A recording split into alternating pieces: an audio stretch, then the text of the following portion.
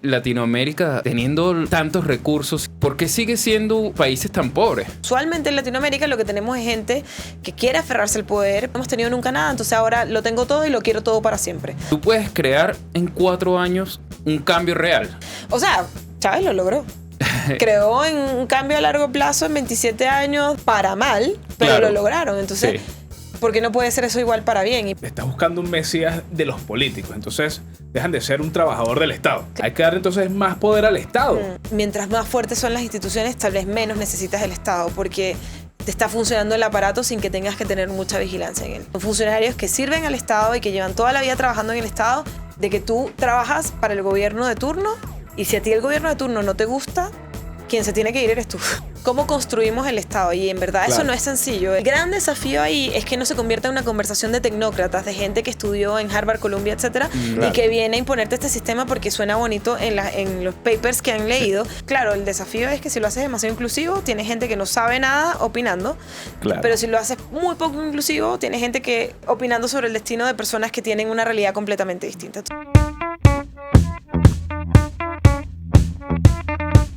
Hola, bienvenidos una vez más a Los Bonobos Show. Hoy con un video importantísimo, porque no importa el tinte político que tengas, hoy te abriremos los ojos, aunque sea un poquito. Y no estaremos solos, estamos acompañados con Claudia González, que nos acompañó en un reciente video hablando del derecho internacional, pero hoy vamos a hablar de Latinoamérica y para entender por qué estamos como estamos en comparación con países desarrollados. Así que bienvenido Javier, bienvenido Claudia y bienvenido ustedes. Hola Claudia, ¿cómo estás? Bien, ¿tú? Bien, aquí pasándola con mucho calor. Sí. En el segundo video de la semana. Es verdad. Mira, Claudia, esta vez saliendo un poco del tema de Venezuela, yéndonos más a Latinoamérica. ¿Ok? ¿Por qué vemos siempre que Latinoamérica, teniendo tantos recursos, siendo tan millonario en muchos aspectos, en territorio, en geografía, en recursos, por qué sigue siendo países tan pobres? Es lo primero que sorprende. Bueno, lo que yo comentaba igual antes de este libro que se llama ¿Por qué las naciones fracasan? Y lo que escribieron Acemoglu y Robinson, tiene que ver con qué instituciones creas, ¿no? Y un gran ejemplo de eso es Chile. Chile, hasta antes de la dictadura, era un país también bastante pobre. Y la dictadura fue un proceso atroz, con extremadamente, o sea, mucho sufrimiento humano. Y el retorno de la democracia se enfocó mucho en sentar las bases de reglas claras que eran certeza jurídica para el futuro, ¿no? Y yo creo que mucho de lo que Chile ha logrado tiene que ver con eso, que aquí nadie está como... Todo es política de Estado, incluso sobre todo la política exterior. Independientemente del gobierno que llegue, las cosas se siguen haciendo más o menos de la misma forma. Hay cosas que... programas sociales que son más y menos dependiendo de la tendencia política, pero la idea usualmente de hacia dónde quiere ir el país está más o menos dibujada el futuro. Pero eso no es el caso en todos los países. Perú, que está muy cerca, tiene una infraestructura institucional completamente diferente. Entonces ahí vemos que hoy justo al presidente lo querían de nuevo ¿Otra vez impeach. más? Sí, una vez más. Ya no me acuerdo cuál era la razón, pero esa es la cosa. O sea, Perú ha tenido constantemente ciclos y tiene que ver con formas, reglas del juego que no permiten que tengamos acuerdos, etc. Entonces, la cultura y las instituciones van muy de la mano, porque la cultura influye en las instituciones, eso es el huevo y la gallina, ¿no? Entonces, Sí, no sí. es ni uno ni el otro. Pero en la medida en que nosotros dibujamos reglas claras y decimos, bueno, está prohibido pegarnos, ok. Entonces, si alguien se pega, es como, ok, se acabó el juego. ¿Cómo vamos diseñando esa arquitectura institucional que nos permite tener un juego prolongado, no un juego corto? Y eso es un desafío muy importante porque también, como les decía, Latinoamérica está llena de regímenes presidenciales que tienden a concentrar el poder en una persona mucho más. Entonces eso hace que tengamos líderes también más mesiánicos y que tienen como esta voluntad un poco más para el per seculum seculorum. Entonces, justo estaba viendo una entrevista de Milei con Andrés Oppenheimer, que él decía, esto para mí es un trabajo, o sea, yo de aquí me voy y Claro. yo me voy a ir a vivir en una casita y voy a escribir y me voy a dedicar a dar charlas y conferencias a nivel mundial. Y Andrés Oppenheimer le decía, pero Menem dijo lo mismo y trató de aferrarse al poder y se quedó lo más que pudo. Y él dijo, es que tú no entiendes, yo ya conseguí lo que a mí me da felicidad y yo no necesito, esto es un trabajo, yo no necesito estar aquí para ser feliz. Entonces eso también yo creo que ahí hay un extremo, ¿no? Y yo aquí no estoy defendiendo a Milei o qué hace o qué no hace, claro, etcétera, claro. pero me parece interesante esa visión del poder porque usualmente en Latinoamérica lo que tenemos es gente que quiere aferrarse al poder porque Claro. también hay una cultura digamos, no hemos tenido nunca nada, entonces ahora lo tengo todo y lo quiero todo para siempre. Entonces también esa forma de cómo balanceamos bueno, yo llego al poder, llego a servir un cargo y me voy, es también un chip que hay que pasarse, es cultura que hay que generar en la sociedad civil, de cómo le reprochamos también a los líderes que no logran hacer eso. Y por otro lado también es cómo pensamos en la construcción de riqueza. Pero hay un desafío súper importante en Latinoamérica ahora y tiene que ver con el cambio climático y las oportunidades y desafíos que va a tener la región de adaptarse y mitigar esos cambios, porque aquí es donde tenemos el menor acceso a financiamiento y somos la región que probablemente va a sufrir los cambios más duros en términos de temperatura. Entonces, eso es una oportunidad en el sentido, por ejemplo, como Chile ha estado haciendo con el hidrógeno verde o diversificar energías renovables, es una oportunidad, pero es un desafío cuando pensamos mira lo que está pasando hoy en Concepción, cómo creamos infraestructura para que nos hagan ciudades más resilientes a fuego, claro. y que no perdamos comunidades enteras por culpa del fuego, o que las temperaturas suban tanto que entonces empezamos a ver muertes por temas de temperatura. Las islas del Caribe van a sufrir mucho con el tema del cambio climático. Entonces, adaptarnos, mitigar oportunidades y desafíos de eso también tiene que ver con una visión más, lo que decías tú,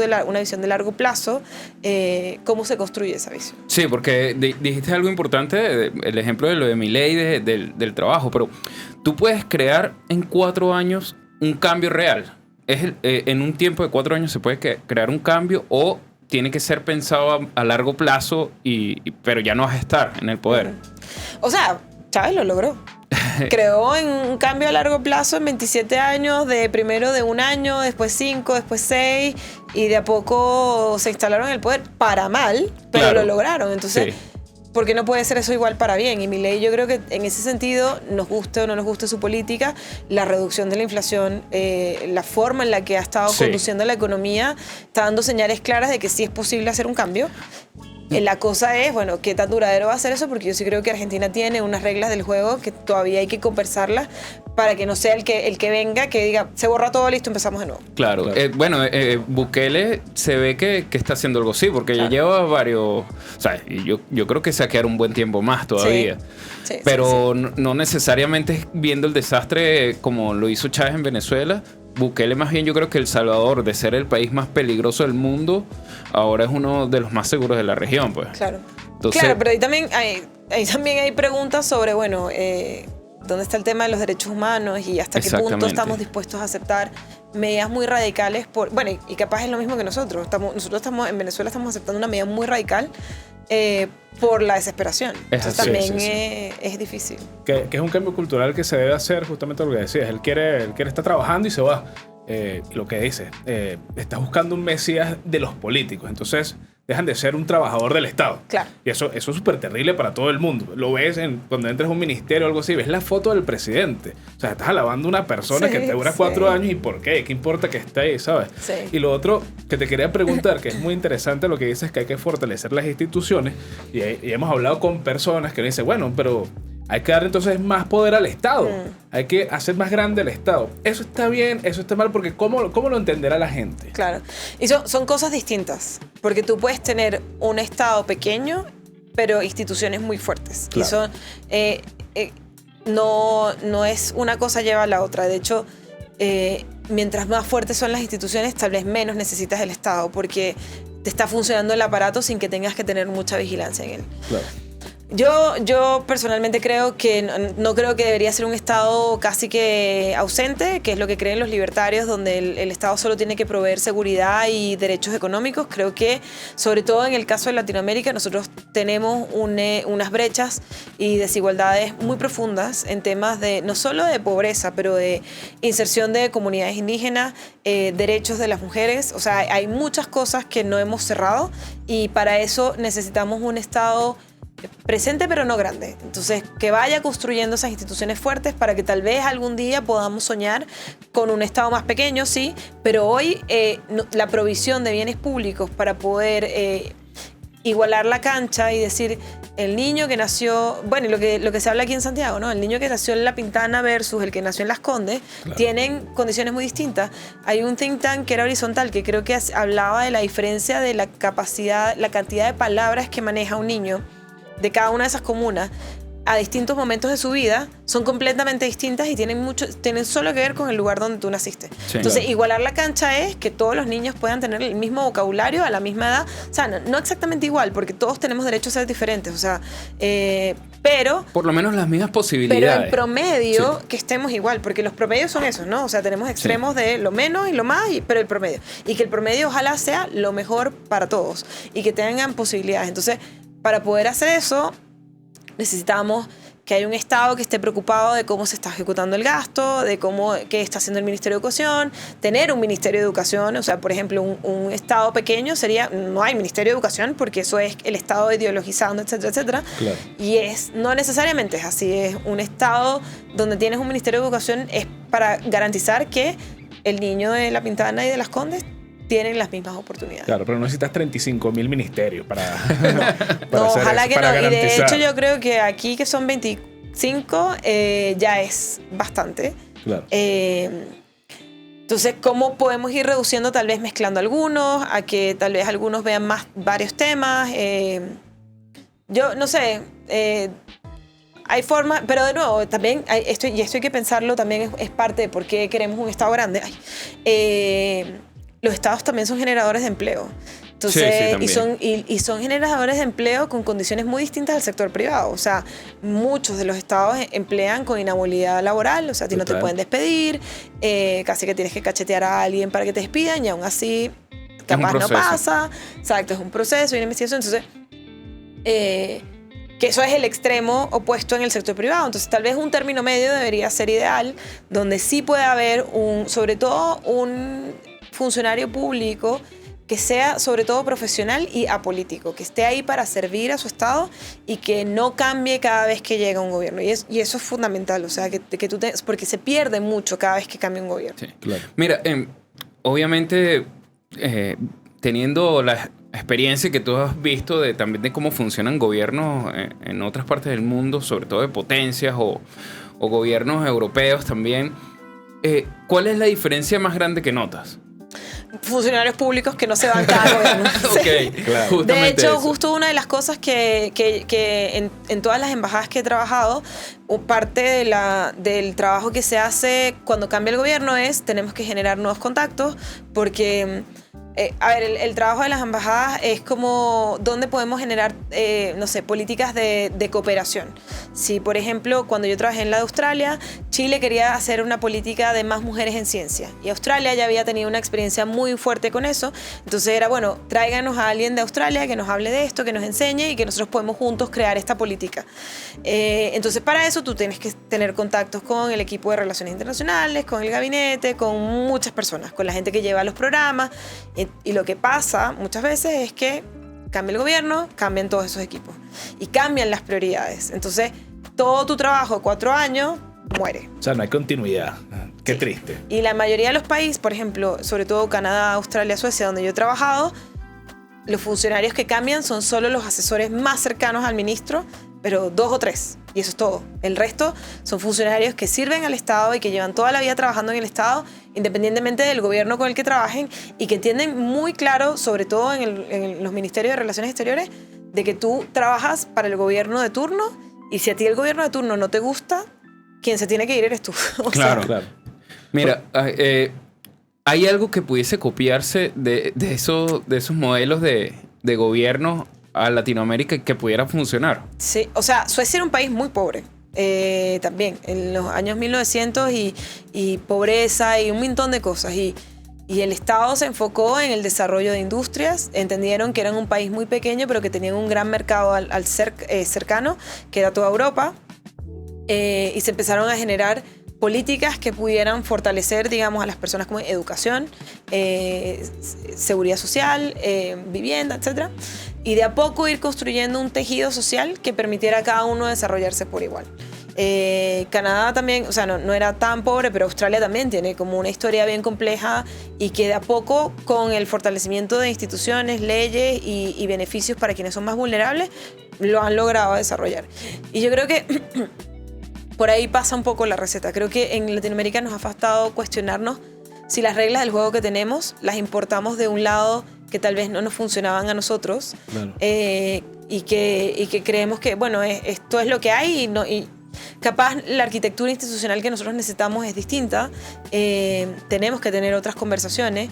Pero, por ejemplo, o sea, Suecia es uno de los países más generosos con el tema del postnatal parental, donde a los hombres se les entrega hasta casi un año de postnatal para que se queden en su casa cuidando a sus hijos después de que nacieron. Entonces la mamá se toma un año, o sea, son días reservados y funciona de formas bien específicas, pero mi punto es que el Estado financia a través de recolección de impuestos de todos los ciudadanos, y es carísimo, sí, claro, pero el Estado logra financiar que los padres también se involucren en el criar a sus hijos. Sí. Y eso cambia completamente la dinámica familiar y lo cambió. De hecho, los embajadores con los que yo he trabajado dicen como que, o por lo menos el anterior decía, yo me acuerdo que mi papá nunca participó, o sea, no es que nunca, pero participaba mucho menos del hogar y cuando me tocó a mí ser papá, a mí, o sea, es como... Es una raya si tú no te tomaste tu permiso parental. O sea, como antes era, bueno, porque te estás tomando tiempo para pasar tiempo con tus hijos, y ahora es, ¿cómo es posible que tú no te tomes tu postnatal parental de padre para estar con tus hijos? Entonces, también el cambio cultural va de que esa ley desde 1950 se instauró, se ha ido progresivamente perfeccionando y hoy incluso los abuelos y tíos tienen pagado por el Estado para cuidar a los niños. Claro, pero es un reto total porque, a ver, buscas tener bienestar social, o sea, flexibilidad de trabajo, no sé, lo que estás diciendo, el postnatal, pero implementarlo no es de la noche a la mañana. No. La gente por lo menos lo ve en los trabajos, las 40 horas, las 35 horas, la gente piensa que es de la noche a la mañana, pero tienes tanto que hacer de trabajo, no sé, es como que igual se ve fácil, pero implementarlo no lo es. No, y yo creo que también ahí ese es el mayor desafío de todas estas conversaciones, que es el manejo de expectativas. Total. O sea, que son políticas públicas deseables, pero no son inmediatas. Entonces, si tú quieres llegar a eso, el postnatal parental en Suecia, para llegar a donde está, ha tomado 80 años. Imagínate. Entonces, como que también es saberse responsable con esas cosas. Por ejemplo, incluso Chile hoy no puede hablar, o bueno, mi opinión es que no estamos en una posición para hablar de un postnatal parental extendido para los hombres. Sí debería ser más que los 5 días que hoy tienen legalmente. Sí, bueno, muchísimo más. Cinco días. Y aún así, solamente 0,2% de los hombres se los toma. Entonces es nada, y aún así casi nadie se los toma porque... Y yo he conversado con muchos hombres que trabajan en empresas y les digo, ¿pero por qué no? No, mi jefe me mata si yo me tomo. Me van a decir, ¿qué vas a hacer tú con una guagua en tu casa? Como que... Entonces, si no eres mujer. Entonces ese cambio cultural todavía no lo tenemos. Entonces, pero antes que financiar un postnatal parental, Chile tiene un gran desafío con el acceso a la cuna. Entonces, si nosotros si entendemos que el país funciona con recursos limitados, que solamente tenemos un presupuesto, que no tenemos dinero para tirar para el techo y que no lo podemos gastar como nos dé la gana, y tenemos que priorizar, si bien la corresponsabilidad y la participación de los hombres hoy en la crianza de sus niños puede pasar por otros lugares, pero el acceso hacia la cuna no tanto. Entonces hoy una prioridad debería hacerse a la cuna, y después podemos empezar a conversar si empezamos a pagar impuestos individuales mucho más altos de otro tipo de políticas de bienestar. Claro, además que esa la cuna no solo se beneficia a la mujer también. Hoy. Claro. Hoy solo beneficia a las mujeres y debería beneficiar a los hombres también. Claro, imagínate. Que es algo que no pasa y que es una de las cosas que está en el Congreso la discusión. Claro, no hace falta crear un ministerio del hombre para eso. No, exactamente. Sí. Mira, pero que yo trabajaba en el Ministerio de la Mujer y tuve que hacer muchas capacitaciones, y más de una vez me dijeron, y bueno, ¿y cuándo el Ministerio del Hombre? Y es que sí, Dios. Bueno, porque todo el mundo quiere implantar lo que ve, ¿sabes? Necesitamos uno de estos también. Si ellos tienen, nosotros también. Claro, está mal. Es posible crear tus propias propuestas. ¿Cómo sería la mejor forma? Como de cada un ciudadano común haga... Claro, no, es que se pida. A ver, Australia debe ser diferente a Canadá, a Suecia. Sé que unos son más con la gente, otros son más como bicámaras que empiezan a hablar, no sé. Ah, sí, bueno... Es que, claro, todo eso pasa por cómo construimos el Estado. Y en verdad eso no es sencillo, requiere y el gran desafío ahí es que no se convierta en una conversación de tecnócratas, de gente que estudió en Harvard, Columbia, etcétera, y que viene a imponerte este sistema porque suena bonito en los papers que han leído, pero que nadie lo ha implementado en la práctica. Entonces, yo creo que sobre todo esa es una de las cosas que es muy importante en el tema de reconstruir naciones o construir estados. Claro. ¿Cómo hacemos esto que sea un proceso inclusivo? Y que de verdad, pero claro, el desafío es que si lo haces demasiado inclusivo, tienes gente que no sabe nada opinando, Claro. pero si lo haces muy poco inclusivo, tienes gente que no ha estado en la calle, le falta calle y está solo aquí arriba opinando sobre el destino de personas que tienen una realidad completamente distinta. Entonces, ¿cómo mezclamos esas dos vidas? No sé, yo he tenido conversaciones sobre el tema de migración y los desafíos de las personas migrantes. No, bueno, pero que dejen a sus hijos. Y yo que sí, es que tú no entiendes. Esa persona no tiene ni siquiera una tía, una abuela, una amiga que le pueda cuidar al niño. Entonces, si no hay una sala cuna especial con un acceso preferencial para una mujer migrante o para un papá migrante, esta persona no puede trabajar. Entonces, este es el problema de como si solo tecnócrata. Parte de eso es cómo construimos, yo creo que una conversación civilizada sobre estas cosas con la sociedad civil. Yo creo que sobre todo en Venezuela hemos perdido muchos años de hablar de estos temas y de entender cuál es nuestra responsabilidad en ellos. Venezuela a veces como, no, es que yo he escuchado cosas como, no, es que los venezolanos son todos homofóbicos. Sí, pero es que nosotros en 27 años no hemos hablado sobre el matrimonio igualitario. Entonces la verdad es que, o sea, yo tengo una posición personal muy abierta al respecto y creo que sí, todo el mundo debería tener el derecho a amar a quien quiera. Pero el país no ha hablado de esto y no hemos hablado si estamos preparados para ello, la adopción homoparental, el aborto libre. Entonces, son cosas que son mucho más sociales y que de a poco las tenemos que ir construyendo porque eso también va construyendo instituciones de una forma. La otra es lo que preguntabas tú de cuánto se tiene que meter el Estado. Bueno, ¿qué queremos? ¿Un Estado que esté presente en la educación de nuestros hijos con contenido o que solamente asegure la infraestructura? Y esto yo creo que son cosas que nadie se ha preguntado. ¿Queremos que el sistema de autopistas en Venezuela sea concesionado y se lo entramos al sector privado o lo queremos desde el Estado y que sean las empresas empresas venezolanas solamente O sea, hay un millón de cosas que no nos hemos preguntado. Entonces ahí yo creo que hay una oportunidad tremenda de empezar de nuevo a conversar de algo que tal vez todos dejamos de soñar desde hace 27 años porque parecía que como que ya no hablar. Y que no tenía sentido, porque es como que mira, este país no va para ningún lado, entonces capaz no vale la pena. Exacto. Y capaz igual ahora no va para ningún lado, pero capaz sí vale la pena que por lo menos todos nos tengamos este debate. Y para tener más conciencia. Para que quiten esto de cuando entrevistan a gente en la calle le dicen que hablan de política y la gente dice, no, a mí no me interesa la política.